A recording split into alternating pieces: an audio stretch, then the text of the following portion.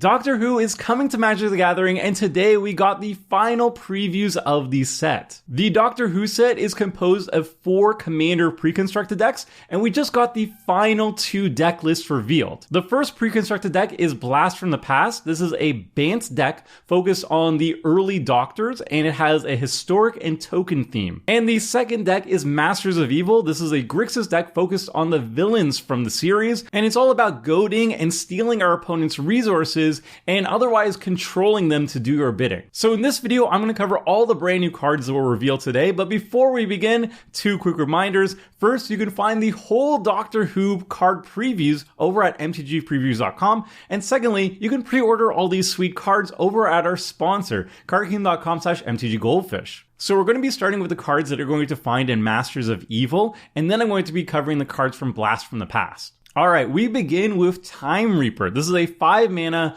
black 4/4 creature alien horror. It has flying and haste and consume anomaly. Whenever Time Reaper deals combat damage to a player, put target face-up card they own in exile on the bottom of their library. If you do, gain 3 life. So this is actually a unique hate piece against other people's timey-wimey shenanigans. So if you have an opponent that is casting stuff from exile regularly, which at least 2 of the decks, the pre-constructed decks, are actually doing actively as a major theme, casting stuff with Suspend, casting stuff with Rebound, stuff like that, then Time Reaper can just basically act as a repeatable removal source that is very, very mana efficient against those styles of decks. And then outside of that, if you have like a local Prosper player or something like that, Time Reaper can be a really cool meta choice to just hate them out. So this card is very good. It's narrow, but it's very, very good if you're playing Precon decks, because Time Reaper is actively good against at least 2 of the decks that are going to be at the table. Next, we have Dalek Drone. This is a 5-mana black artifact creature Dalek. It's a 3/3 flying menace and it has Exterminate. When Dalek Drone enters the battlefield, destroy target creature an opponent controls. That player loses 3 life. So pretty simple. It's just an ETB Ravenous Chupacabra or whatever. They lose a little bit of life. It's a flying menace, so it's a bigger body, but it does cost 1 extra mana to get all this value. This is a fine rate, and especially good in the Precon. Next, we have Zygon Infiltrator. This is a 3-mana blue creature alien shapeshifter soldier. It's a 3/2 with body print. You can pay 3 mana, tap another target creature, and put a stun counter on it. Zygon Infiltrator becomes a copy of that creature for as long as that creature remains tapped. Activate only as a sorcery. So this is an interesting sort of like soft removal, clone effect. It costs mana, but it can kind of start tapping down a lot of creatures. I can see it being kind of decent in the Precon, but it does seem also a little bit overcosted, so we'll see how it actually plays out.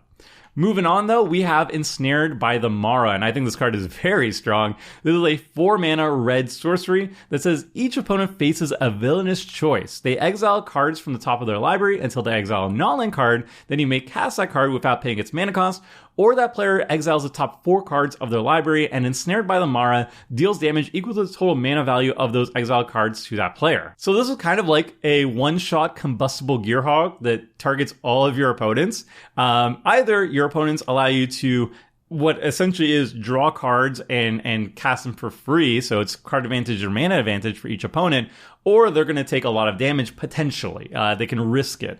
So this card is not very good early on in the game, I would say, because if people are at high life totals, then they're more likely to just take the damage and risk it.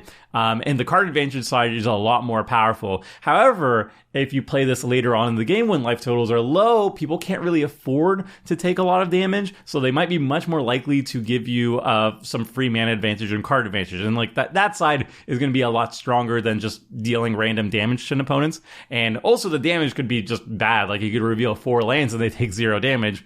So it's very high risk, high reward, this card, but it does generate more and more value later on in the game. The card is very interesting, though. I can see it good both in the Precon, because, you know, if you care about stuff like Paradox and casting stuff from exile, this enables all that sort of stuff. And then outside of that, obviously, like Prosper, Faldor, and stuff that cares from casting stuff from exile will like this card as well. Next, we have Dalek Squadron. This is a 3-mana black artifact creature Dalek. It's a 3/3 with Menace and Myriad. So whenever this creature attacks for each opponent other than the defending player, you may create a token that's a copy of this creature that's tapped and attacking that player or planeswalker they control. Exile the tokens at end of combat. So Masters of Evil has an artifact creature sub-theme, and it also has like a Myriad kind of sub-theme going on to it. It's not super fleshed out, but suffice to say, the Dalek Squadron has a lot more value in the pre-constructed deck because it has synergy potential. It's an artifact creature, so there's some cards that care about artifact creatures,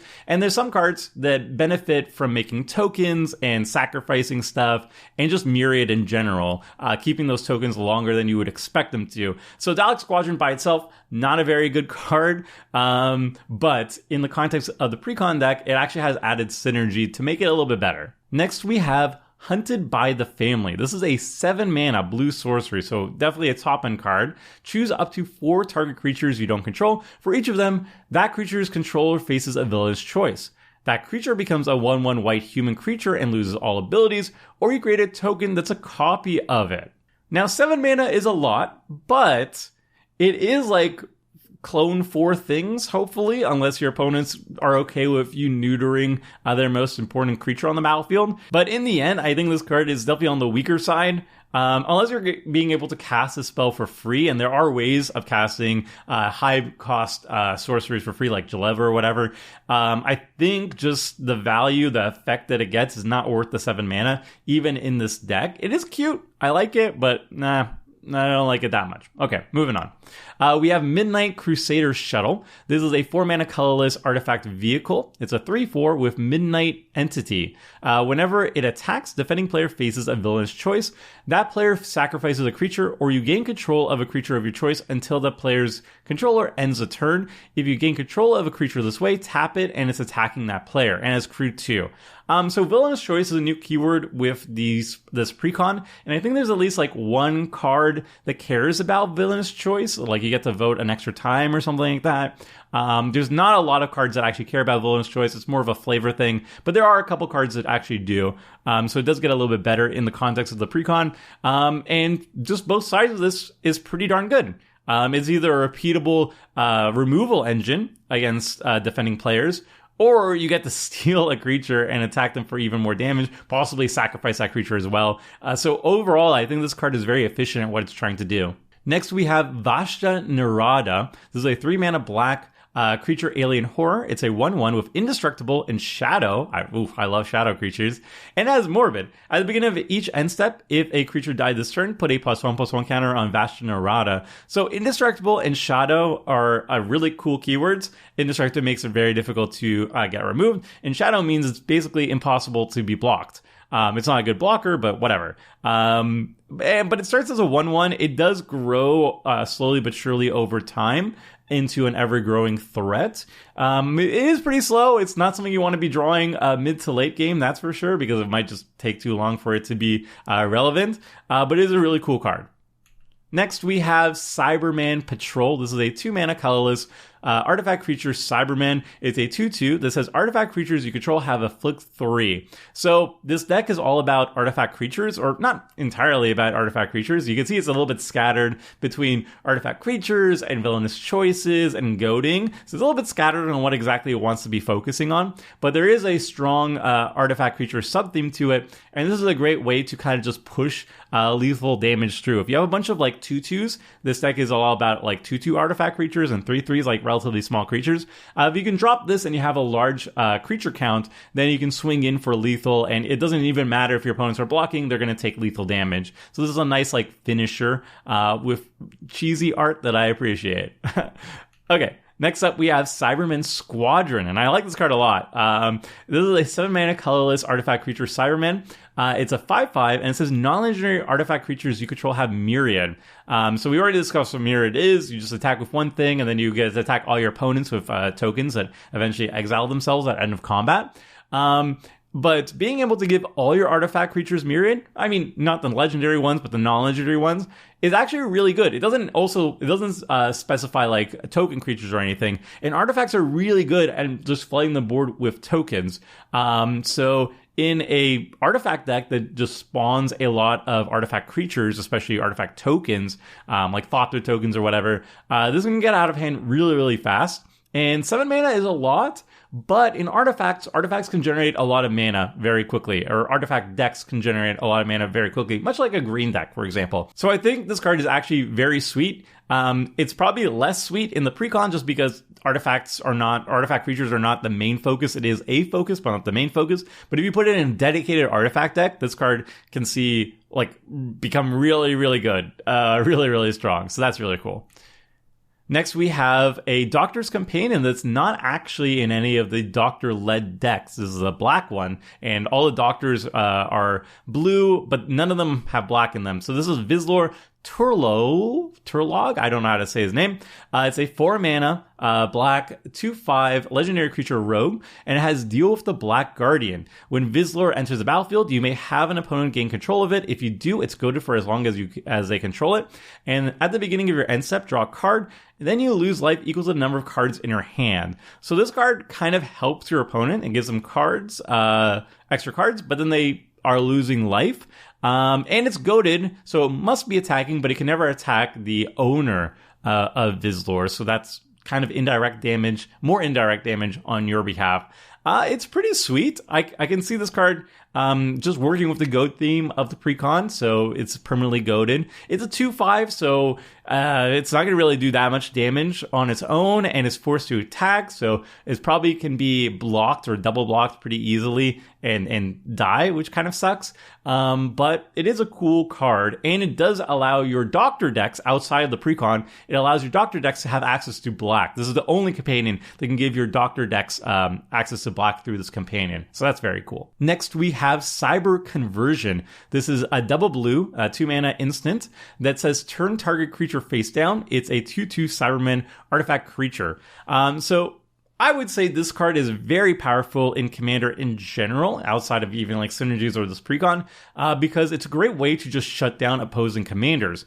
There are more efficient ways of instant speed killing a creature. Pongify and Rapid Hybridization are the two most common ways in blue to do so, two of the most efficient ways of doing so.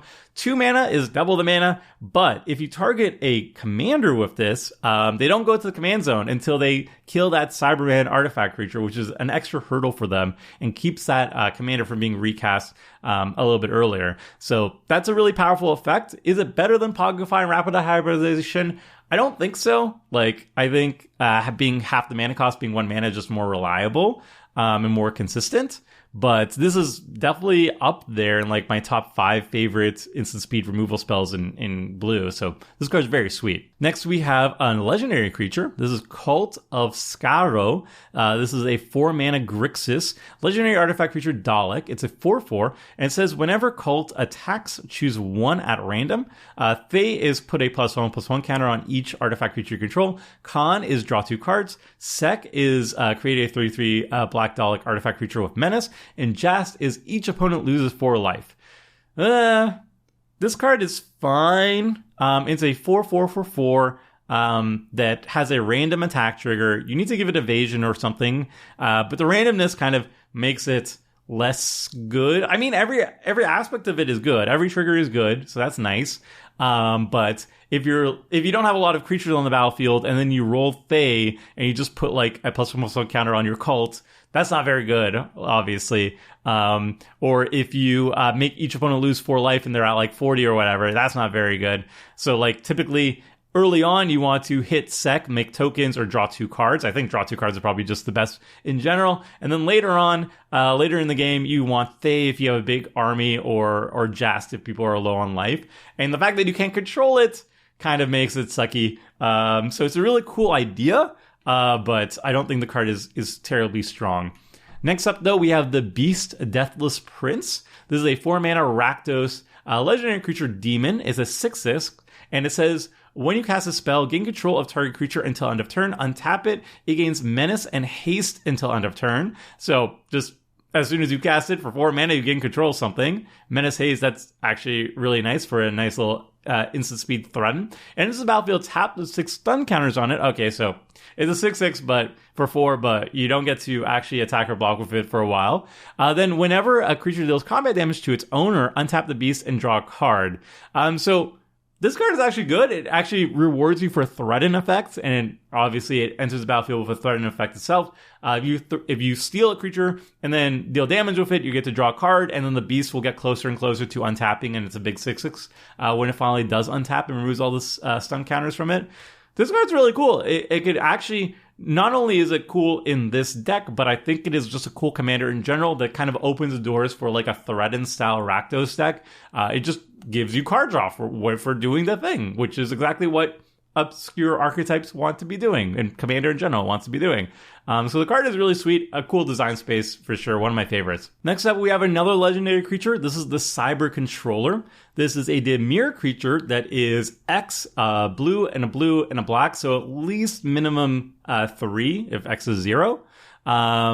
And it's a legendary artifact creature, Cyberman. It's a 3/3, and it says when it enters the battlefield, each opponent mills X cards. Put all creature cards milled this way onto the battlefield face down under your control. They're 2/2 Cybermen artifact creatures. Other artifact creatures you control get +1/+1. So this looks like a really powerful payoff for your Cybermen, or like a generator for these Cybermen.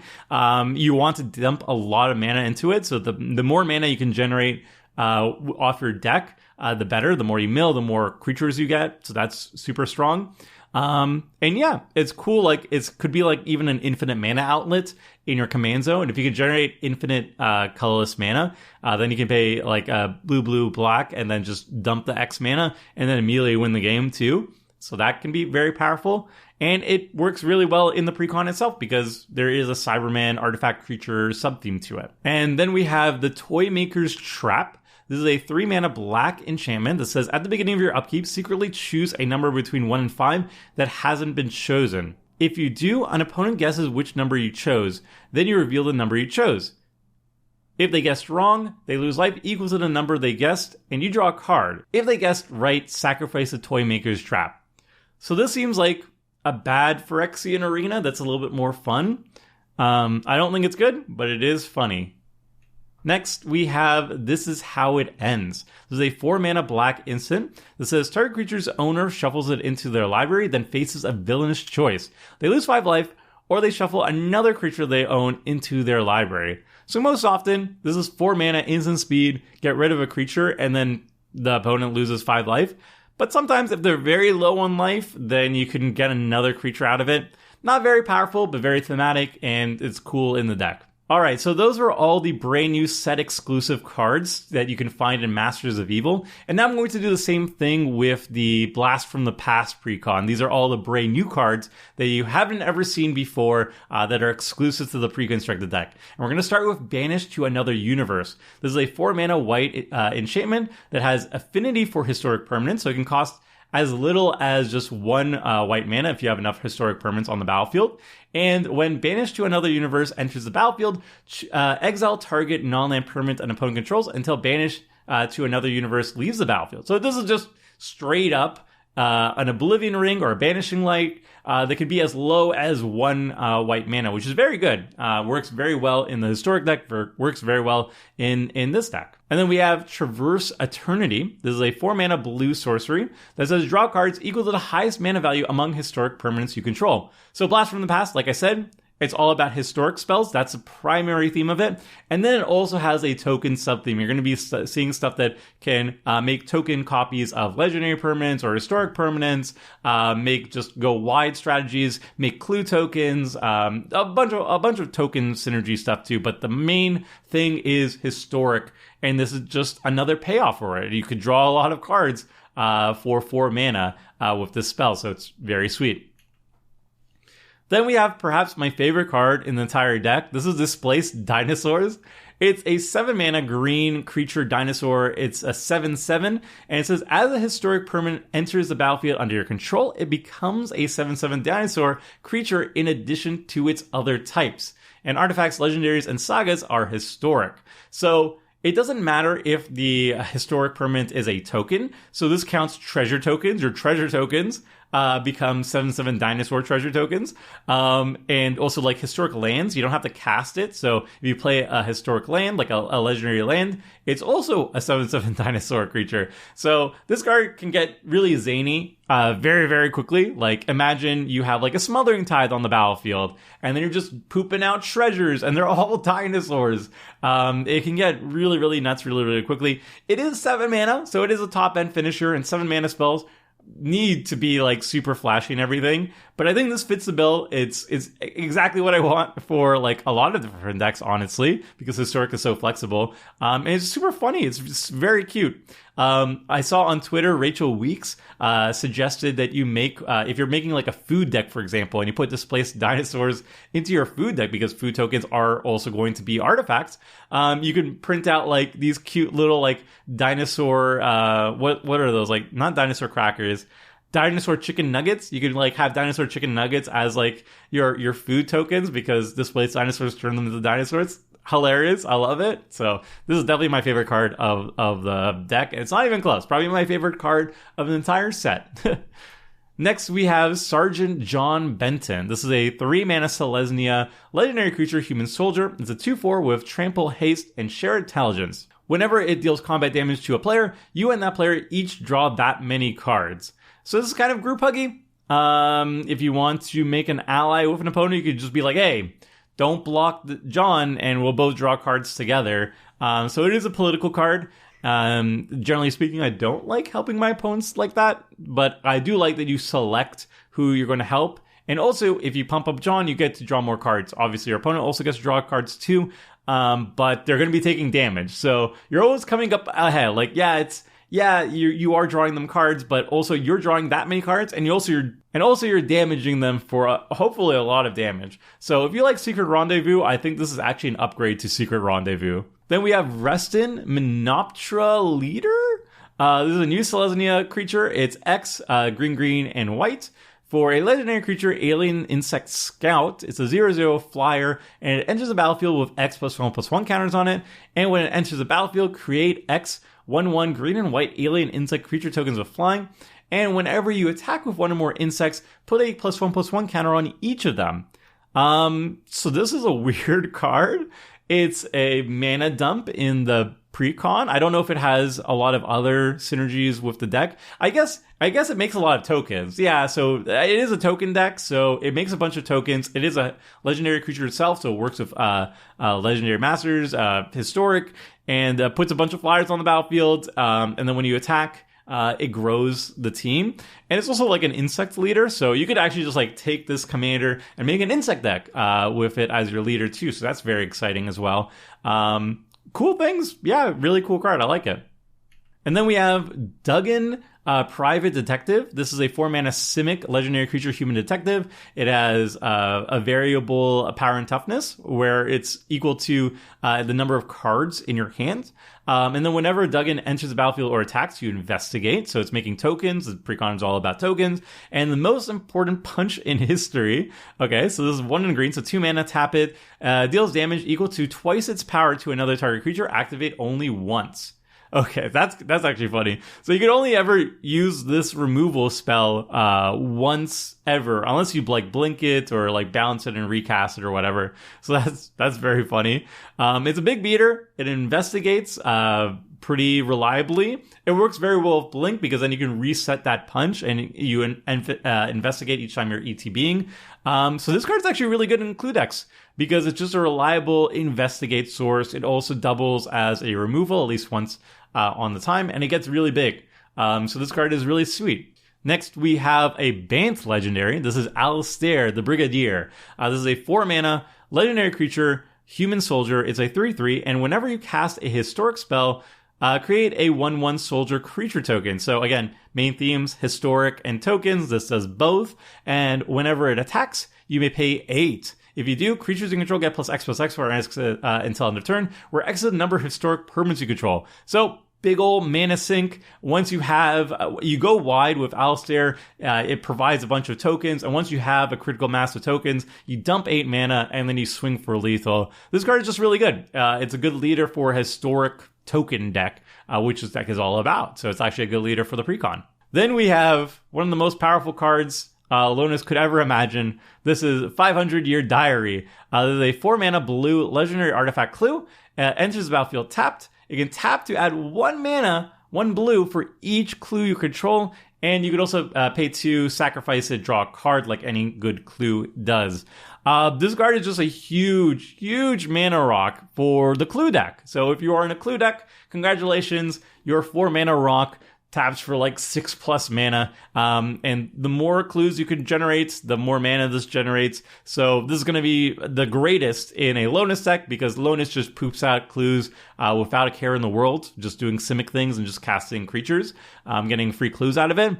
And 500-Year Diary is going to tap for like 10+ mana. And Lonis, hooray, yay, Lonis gets more support. That's what it needed. Yay. All right, moving on. We have Bessie, the Doctor's Roadster. This is a 2-mana colorless legendary artifact vehicle. It's a 3/4 with haste. And whenever Bessie attacks, another target legendary creature can't be blocked this turn, and it has crew 2. So I'm not super sold on this. It's a 3/4 with haste, so you can get in there immediately. It can give a little bit of unblockableness to your legendary creatures, and this deck is a historic deck, so it works well with that. It itself is a legendary permanent itself. That's cool too. But it doesn't need evasion itself. You need to give it some sort of flying or unblockable itself to help get in there because it's just a 3/4. But it's a cute card. I like it. Next, we have Ace's Baseball Bat. This is a 2-mana colorless legendary artifact equipment. Equipped creature is plus 3/0. And as long as equipped creature is attacking, it has first strike and must be blocked by a Dalek if able. Poor Daleks. It has equipped legendary creature 1 and equipped 3. So obviously it works very well with a legendary deck. It might be good enough in just a Legendary Matters creature deck that has an equipment sub-theme to it, but it's particularly cool in this closed-off meta environment. If you're playing all the precons against each other, then you can just randomly just start beating up Daleks, the poor Daleks, with your baseball bat. That's extra cool. Then we have new Doctor's Companions. This is Nissa of Traken. This is a 4-mana blue legendary creature human scientist. It's a Doctor's Companion. It's a 3/4, and it says you have no maximum hand size, and it has Sonic Booster. Whenever Nissa of Traken attacks, sacrifice X artifacts. When you sacrifice up 1 or more artifacts this way, tap up to X target creatures and you draw X cards.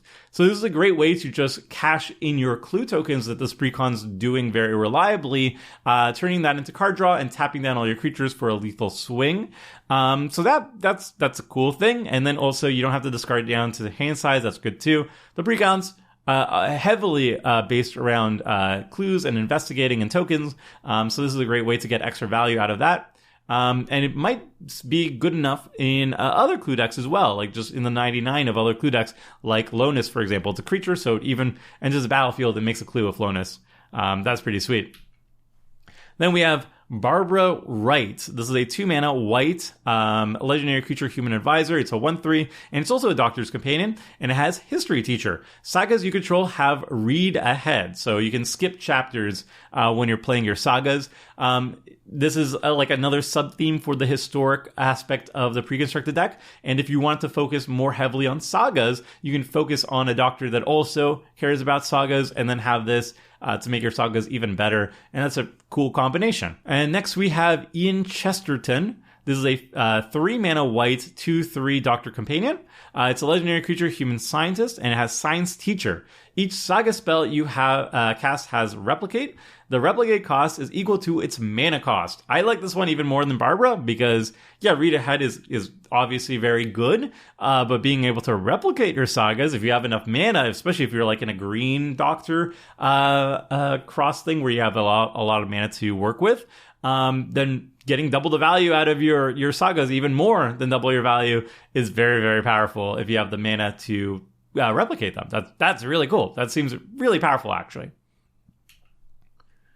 Next up is Romana number 2, Romana second, I don't know.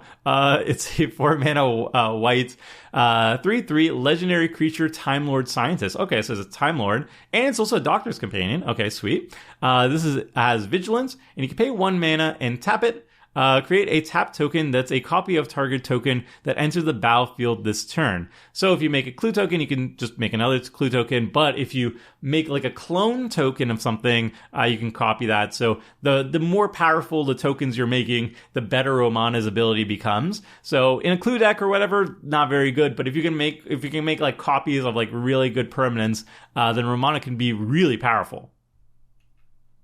And next we have another Doctor's Companion. This is in green. This is Leela Sevatim Warrior. This is a 4-mana green, 33 legendary creature human warrior. And it says whenever an opponent draws a card, except for the first one they draw in each of their draw steps, play a +1/+1 counter on Leela. So it's just a passive beater. Like as your opponents are drawing a bunch of cards, Leela is going to grow in size. And also we looked at a bunch of cards in the Precon that help a opponent draw more cards. Kind of group huggy, kind of political. And you can utilize that more further to your advantage with Leela just growing into a bigger threat. It doesn't have trample, and I really wish it had trample or some sort of evasion, but it doesn't. So it's just going to be a big beater, which is not super exciting. But if you do give it evasion, then it can be a serious threat in a couple turns. We have another Doctor's Companion. This is Adric, Mathematical Genius. It's a 2-mana blue 1/1 legendary creature human artificer, and it has 3 mana, 2 and a blue. Tap it, copy target activated or triggered ability you control. You may choose new targets for the copy. Ooh, this is like straight up, what's it called? Not Strionic Resonator, the Lithothorm engine, the thing that's supposed to break Commander when we previewed it. This is a really cool ability though, in the command zone of all things too. If you have a Doctor with it, that's very powerful. And then as Ultimate Sacrifice, oh no, 2 mana, sacrifice Adric, counter target activated or triggered ability. Spoilers alert! I guess the kid dies, sacrificing himself. I guess. That's also really powerful too, just having that access to an extra ability. Like, I thought the first ability was good enough by itself, but then you can also just sacrifice it and counter something. That's really good. This card looks really sweet, actually. If you have a deck that's all about activated and triggered abilities that are very powerful, this is a really great companion to that sort of Doctor or that sort of deck. Really cool card. Shame about Adric, though. Then we have the 5 Doctors. This is a 6-mana green sorcery with kicker 5. And then you can search your library and or graveyard for up to 5 Doctor cards, reveal them, and put them into your hand. If you search your library this way, shuffle. If the spell is kicked, put those cards onto the battlefield instead of putting them into your hand. So 6 mana, tutor up 5 Doctor cards, or 11 mana, tutor up 5 Doctor cards, and put them directly onto the battlefield. So is this card good? I feel like this card's overcosted. I think Gavin had my number. I think Gavin knew that we're all just going to be using these Doctor cards for changelings, and they're like, no, I don't want Summer to have fun, so we're going to make these cards cost way too much mana. It's like good late game. Like, you're in green, obviously, so you can afford like just dumping all your mana to refill your hand and or just dump Doctors onto the battlefield. But man, I wish just this card was a little bit cheaper. Just a little bit cheaper. Oh well. Oh well. So close, yet so far. Then we have the Sea Devils. This is a saga, a green saga. 3 mana green saga, 2 chapters create 2/2 green alien salamander creature token with Island Walk.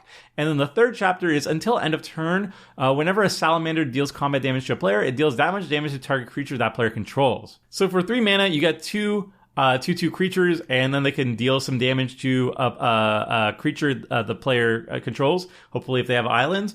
But it's not that much damage because they're just 2/2s.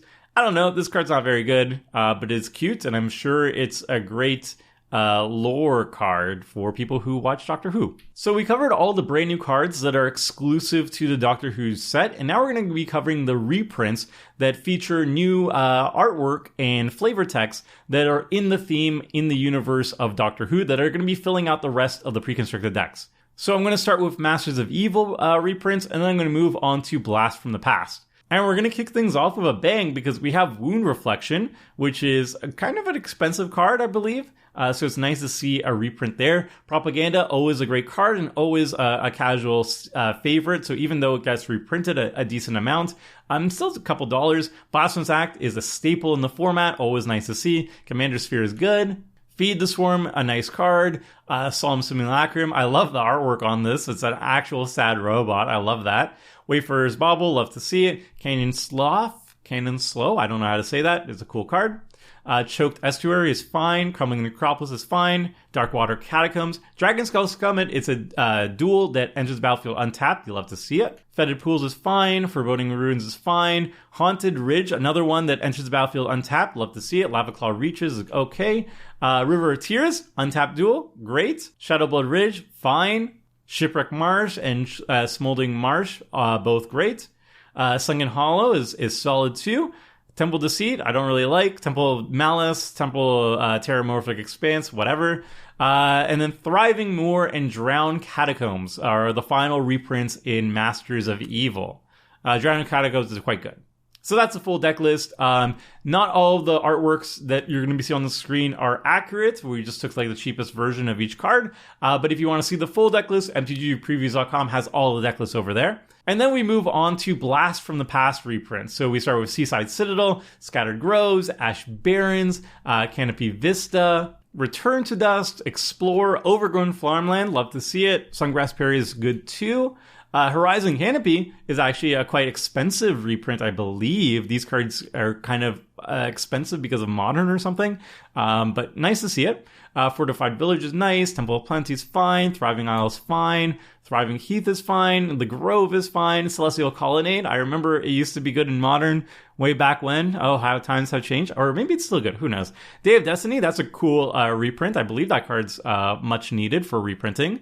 Then Time Wipe, that's a cool one. Heroes Podium, Heroes Blade, Swords to Plowshares, a nice staple. Path to Exile, another staple. 3 Visits, another staple. Actually, I think 3 Visits is a card that we haven't seen in a while and is actually like randomly like $4 or something like that. So that's a nice reprint. And same with Heroic Intervention. That one sees a couple reprints, but it is a staple in Commander. And it's always a couple dollars, so always nice to see. And that's it for all the reprints. So those are the full deck list of Masters of Evil and Blast from the Past. And now those are all the cards from the Doctor Who set. We finally got there. It was a full week of previews, a bunch of other stuff. I'm incredibly sleep deprived, so I'm very sorry for the delivery of this particular video. And if there's anything cool that I missed, feel free to leave in the comment section below. I'm going to be doing more videos on Doctor Who. My next video on Doctor Who is going to be about the 10 brand new cards that you don't want to miss, even if you're not a Doctor Who fan. I just think that I'm going to look at the cards that I think are the most high impact for Commander as a whole, in case you missed it if you're not a Doctor Who fan. So that's going to be working on next. I might do other Doctor Who stuff as well too, maybe a tier list video or something like that. That's all coming up soon. Thanks so much for watching. Like and subscribe if you like this sort of stuff. And I'm going to take a nap. So until next time, friends, see ya!